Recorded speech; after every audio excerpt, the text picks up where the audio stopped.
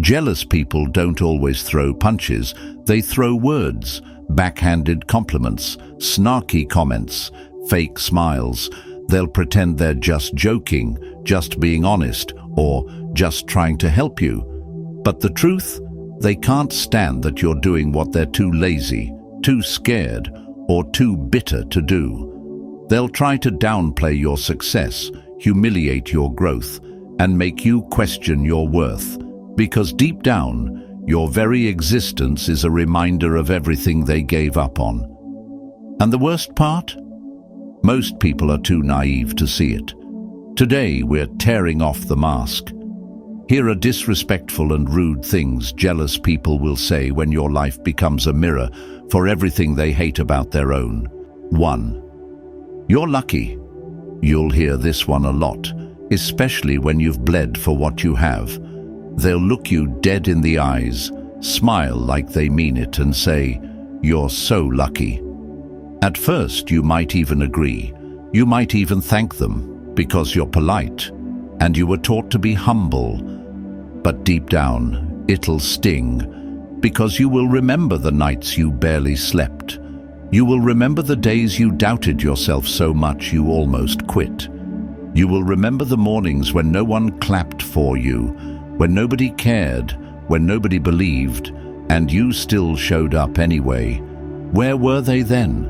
When you were sacrificing comfort for discipline, when you were building while everyone else was partying, sleeping in, making excuses. When you were swallowing your fears and pushing yourself into rooms that made you feel small, just so one day you wouldn't be. Luck. That wasn't luck. That was war.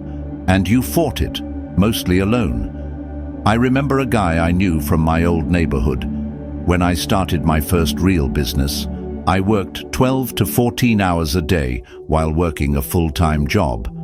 I skipped vacations. I skipped parties. I invested almost every dollar I made into learning, failing, retrying. It was brutal. I didn't have a mentor holding my hand or connections opening doors. It was just me, my mistakes, and a disgusting amount of caffeine. A few years later, after a tiny glimpse of success, the same guy who never once checked in, never once offered support, said, "Man, you're so lucky things worked out for you." He said it casually, like he was talking about winning the lottery. I smiled, but inside it was boiling, because I realized something important.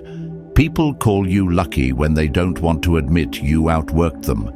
It's easier for them to say you got lucky than to admit they could have had the same thing, if only they hadn't quit, made excuses, or wasted time.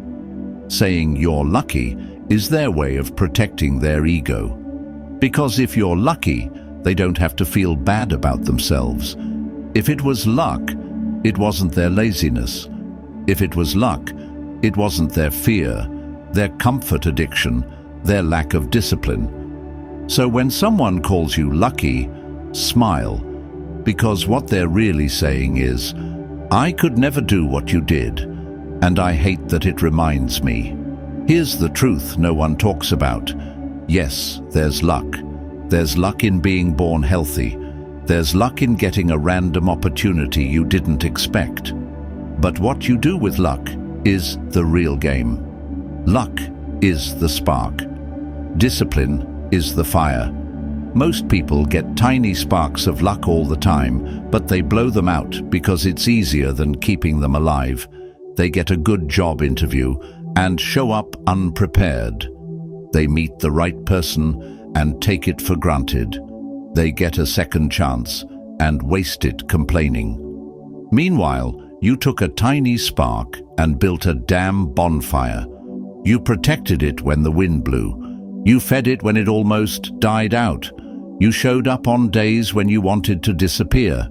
And now that it's finally burning bright, they have the nerve to call it luck.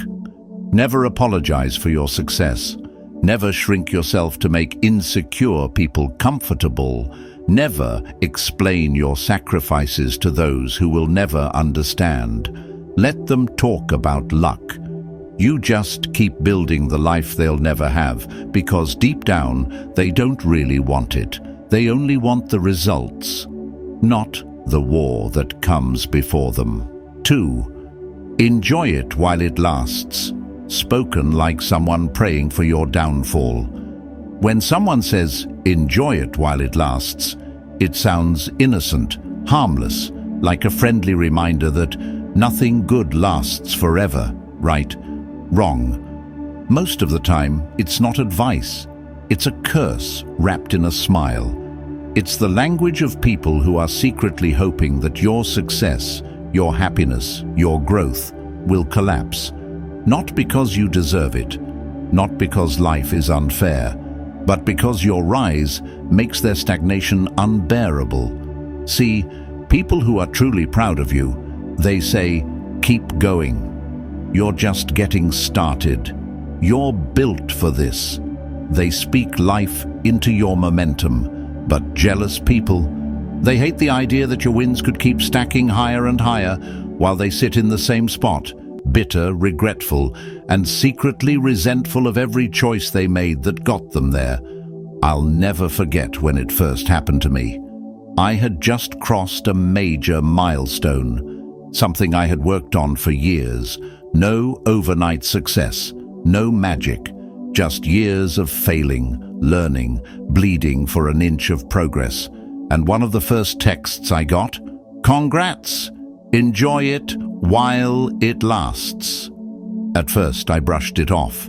Maybe he didn't mean anything bad. Maybe he was just awkward with words. But days later, I started noticing little things. He never truly celebrated my wins. He never encouraged me to dream bigger. Instead, he was always warning me to not get too comfortable, to stay humble, to remember nothing lasts forever. It hit me. This wasn't support. It was subtle sabotage. It was the verbal equivalent of putting a crack in my confidence, hoping one day the whole foundation would crumble. Jealous people don't always attack you directly. They'll sprinkle tiny seeds of doubt, hoping you'll self-destruct for them, so they don't have to lift a finger.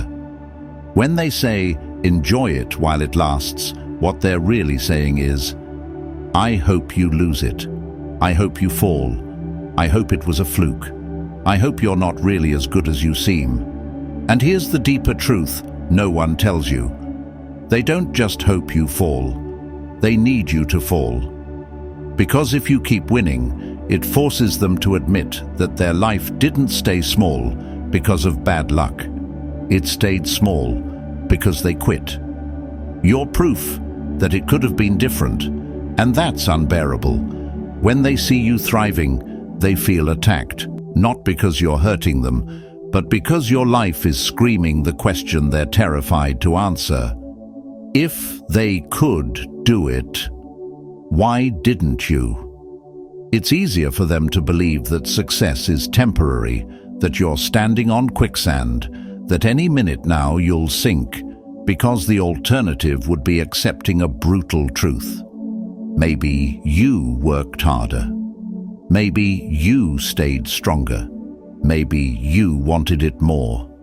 And they didn't. That's why you'll almost never hear "enjoy it while it lasts" from someone more successful than you. You'll hear it from people you outgrew, people who secretly think you don't deserve the life they were too scared to chase. So what should you do when you hear it? Smile, thank them, and double down. Because every time you level up, every time you last longer than they predicted, every time you rise again when they expect you to fall, you're not just living your dream, you're exposing their excuses. Your success is not an accident. It's not temporary. It's not fragile. It's built on a foundation they will never understand because they never had the courage to lay it down. So, enjoy it while it lasts. Number. Build it so strong that it outlives their jealousy, their doubt, and their bitterness. And when you do, don't waste a second looking back. They were never rooting for you anyway. 3. You think you're better than everyone, don't you? This one always comes when you least expect it. You're minding your business, building your life brick by brick, trying to climb your own mountain, and suddenly someone throws this accusation at you like a dagger. You think you're better than everyone, don't you? At first it catches you off guard because you weren't thinking about them at all. You weren't competing, comparing, bragging. You were simply trying to evolve, trying to become a better version of yourself. But to them, your growth feels like a personal attack. Your self-respect feels like arrogance. Your standards feel like an insult. Here's the truth most people can't handle. You don't have to say a word to make insecure people feel threatened. Your very existence, your ambition, your discipline, your progress is enough to trigger all the parts of themselves they've neglected, ignored, or given up on.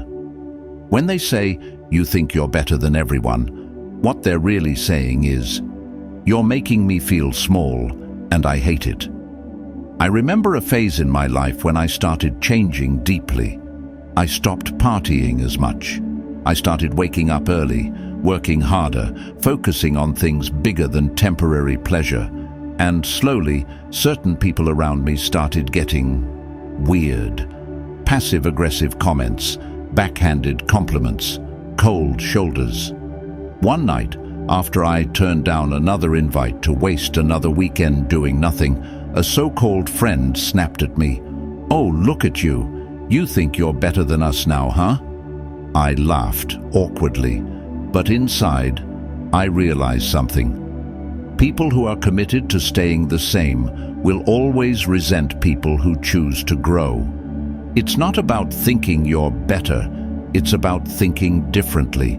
It's about living by values they abandoned a long time ago. Because if you really think about it, what is better anyway? Better than what? Better than mediocrity? Better than endless distractions? Better than complaining about a life you refuse to change? If that's what better means, then yes, maybe you are better. And maybe it's time we stop apologizing for it. You see, there's a dirty little secret nobody wants to admit. Growth creates distance. When you level up, you force everyone around you to make a choice. Grow with you, or stay behind and resent you for it. Some people will cheer you on. Some will rise to meet you. But many will prefer to tear you down rather than rise up themselves. Because tearing you down is easier than facing their own laziness, their own fear, their own regret. When they say, "You think you're better than everyone," what they're really doing is handing you a mirror, showing you the parts of themselves they refuse to fix. And honestly, that's not your responsibility. Your only job is to keep walking your path, unapologetically. Never shrink to make insecure people feel comfortable. Never dim your light to make the dark less awkward. If your growth makes them uncomfortable, so be it. If your ambition intimidates them, so be it. If your evolution exposes their stagnation, so be it. You are not responsible for how small-minded people feel about your big life. You didn't betray them. They betrayed themselves the moment they decided comfort mattered more than greatness. And here's the final truth. You don't think you're better than them. You just refuse to be worse. And that, to them, is unforgivable. 4. Must be nice to have everything handed to you. This one is a classic. A bitter, jealous jab wrapped in a fake compliment. Must be nice to have everything handed to you. They say it like they're just joking, like they're just messing around. But you can hear the acid underneath their voice. You can feel it, the resentment, the envy, the unwillingness to even imagine that maybe, just maybe, you worked for what you have. See, the people who say this aren't trying to understand you. They aren't interested in your journey. They aren't curious about the sacrifices you made, the nights you cried, the battles you fought when no one was watching. No, they're trying to erase your story. Because if they can convince themselves that you were handed everything, they don't have to face a brutal truth. You earned something they were too lazy, too scared, or too distracted to build. I remember a moment in my life when someone hit me with this line. It was after years of grinding, years of failing silently, rebuilding my confidence from scratch, losing sleep, losing friends, losing parts of myself I thought I'd never get back. And when a small, visible win finally happened, something tangible you could actually see, someone smirked and said, "Must be nice to have everything handed to you." I didn't even know what to say, because nothing was handed to me. I had bled for every inch. But that's how jealousy works. It doesn't look at the full picture. It zooms in on your rewards and pretends your struggle didn't exist. It forgets the years when you were invisible. It forgets the seasons when nobody clapped for you. It forgets the pain, the fear, the loneliness you fought through to even stand where you are now, because admitting that you earned it would force them to admit that they didn't. And that's a level of honesty most people are too weak to reach. Here's the dirty little secret. Most people don't want success to be about discipline, sacrifice, and delayed gratification. They want it to be about luck, privilege, being handed something, because if it's about luck, then their failure isn't their fault.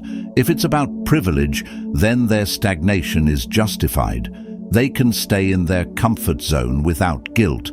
They don't have to change. They don't have to try harder. They don't have to wake up and face the ugly reflection in the mirror that whispers, "You could have been more." When they say, "Must be nice to have everything handed to you," what they're really saying is, "I'm too scared to do what you did." And it's easier to believe you got lucky than to believe I'm capable too. It's easier to label you lucky than to label themselves lazy. It's easier to believe the universe picked you than to believe they rejected themselves every time they chose excuses over effort. But here's what you need to understand. You don't owe them an explanation. You don't need to list out the years of struggle. You don't need to open your wounds for them to inspect. You don't need to waste a single second proving your worth to people who have already decided to be blind. Your success doesn't need their permission, and your story doesn't need their approval. Because deep down, they know nothing was handed to you. They know you bled for it. They know you clawed your way through storms they wouldn't have survived for a week. And that's what really eats them alive. So the next time you hear, must be nice to have everything handed to you, just smile. Smile like someone who knows the truth. Smile like someone who remembers the nights they almost quit but didn't. Smile like someone who understands that jealousy is just admiration that rotted because they didn't have the courage to become who they secretly wanted to be. Smile and keep building. Because while they're busy inventing fairy tales to explain your life, you'll be busy writing a future they'll spend the rest of their lives wishing they had. 5. I heard you only got it because of connections. Ah, yes, the classic backup plan of every jealous mind. If it wasn't luck, then it must have been favoritism, right? Because God forbid it was hard work, skill, or actual talent. I heard you only got it because of connections. Notice how they never say it to your face. It's always whispered behind your back, like a cheap rumor passed around by people who would rather gossip about success than build their own. The second you start winning, the second you start moving into rooms they only dream about, suddenly your talent disappears, your discipline evaporates, your sacrifices are forgotten. No. It couldn't be that you outworked them. It couldn't be that you stayed up those extra hours, grinding when they were scrolling. It couldn't be that you studied, learned, failed, learned again, and finally built something powerful. It had to be connections, because in their minds, that's the only way to explain why you are where you are. And they're still stuck complaining about why life isn't fair. I lived this. I remember getting a major opportunity once, something I had dreamed about for years. People who hadn't spoken to me in months suddenly started hearing things. Oh, he's only there because he knows someone. They just handed it to him.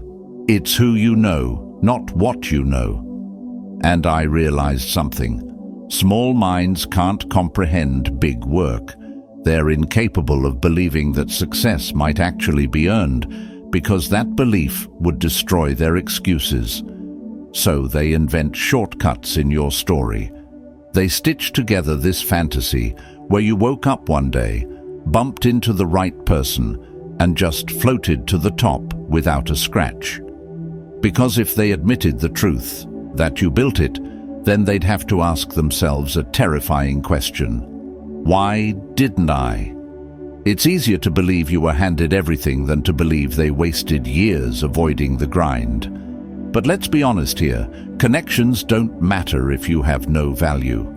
You can know every rich and powerful person on earth, but if you're unreliable, talentless, lazy, or fake, they won't lift a finger for you. People only open doors for you if you've proven you're worth inviting inside. Nobody bets on dead weight.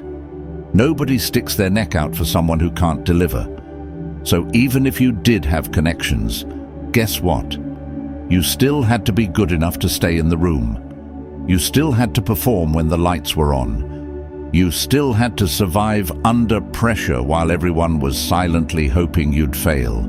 That part, they'll never talk about it, because it doesn't fit the narrative that makes them feel better about their own comfort zones. Here's the reality you need to accept. People would rather believe you cheated than admit you worked harder. Because if they admit you worked harder, they have no choice but to face their own laziness.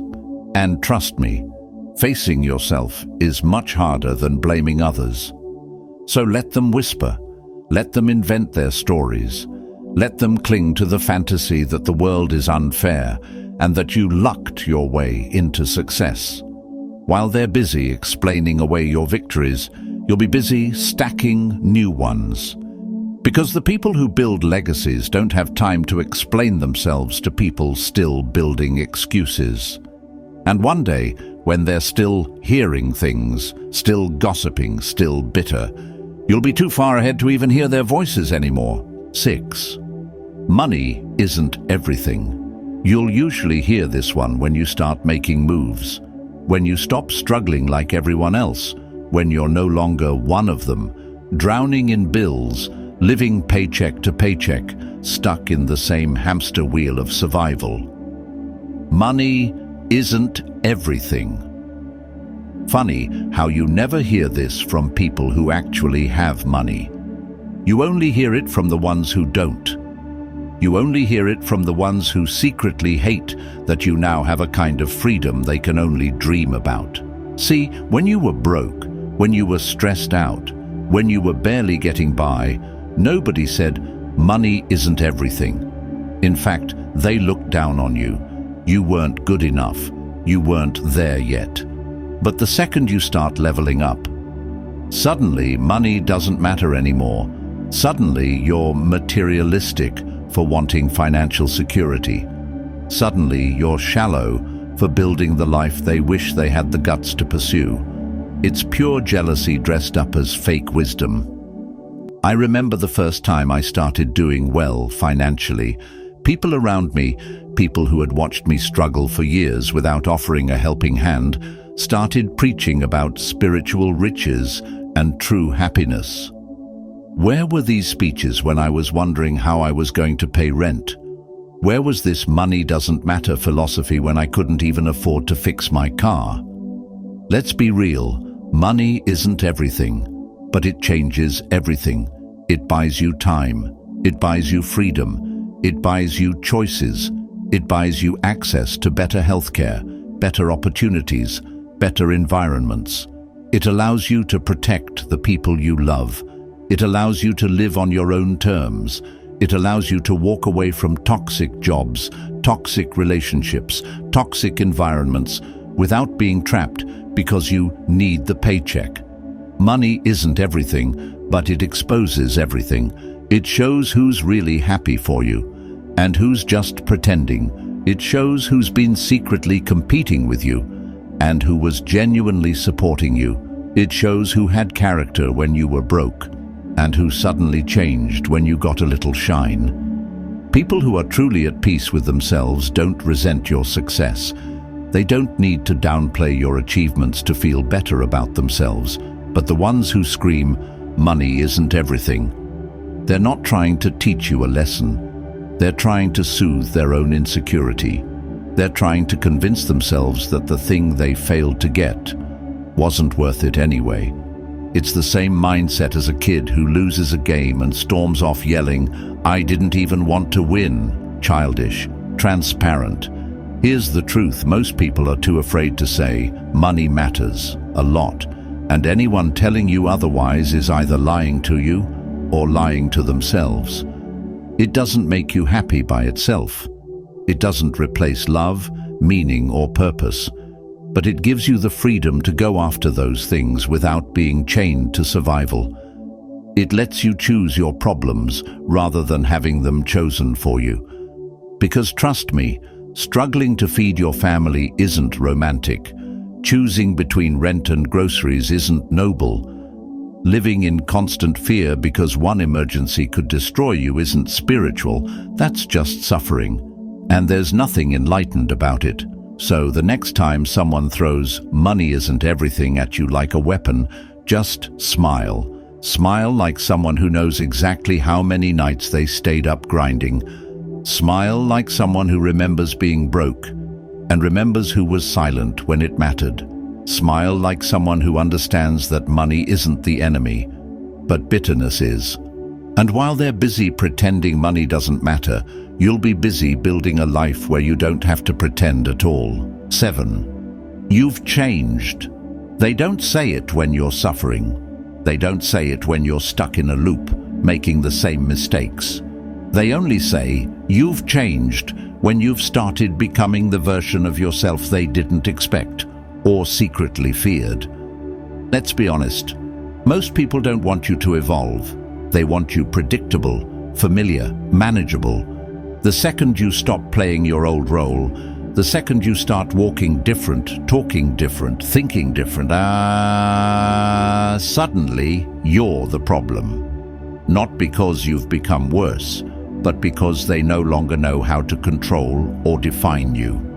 When someone says, "You've changed," what they really mean is, "You stopped making me comfortable. You no longer lower yourself to make me feel bigger. You started setting boundaries where I used to walk all over you." They hate it, not because you're fake now, but because you're finally real. Real with yourself. Real about what you want. Real about who you no longer need. I remember when I started working on myself, reading more, getting quiet, cutting back on aimless hangouts. Suddenly people started saying I was acting weird, that I was too serious, that I thought I was better. I just got tired of staying stuck, tired of pretending like I was okay with mediocrity, tired of being around people who only knew how to bond over complaining, gossiping, and killing time. When you grow, people who have stayed the same will feel rejected, even if you never said a word. Your growth will sound like arrogance to the insecure. Your peace will look like ego to the chaotic. Your progress will feel like betrayal to those who benefited from your struggle. But here's the truth. You're supposed to change. You're supposed to outgrow things. You're supposed to become a version of yourself that scares your past. Do you really want to be applauded by people who are still living in the same mindset they had 5 years ago? "You've changed" is not an insult. It's proof. Proof that you've done the one thing most people are too afraid to do. Evolve. So let them talk. Let them whisper. Let them call you fake, distant, arrogant. Because the only people who'll ever shame you for changing are the ones who refuse to change with you. Let them stay comfortable. You're chasing something greater, and you don't owe your old life, or the people who liked you better when you were broken, a single explanation. Jealousy never says, "I'm insecure because you're doing better than me." It says, "You're lucky. Enjoy it while it lasts." You think you're better than everyone, don't you? Must be nice to have everything handed to you. But here's the truth. People don't attack what doesn't threaten them. They throw stones at what shines. Their words aren't about you. They're a confession of their own fear, their own regret, their own failure to grow. It's easier for them to tear you down than to admit they stopped climbing. And you know what? You don't owe anyone an explanation. Not for your success, not for your blessings, not for your new life. Let them gossip. Let them minimize your wins. Let them tell each other whatever makes them feel better. Because while they're stuck explaining why they couldn't do it, you're living proof that it could be done.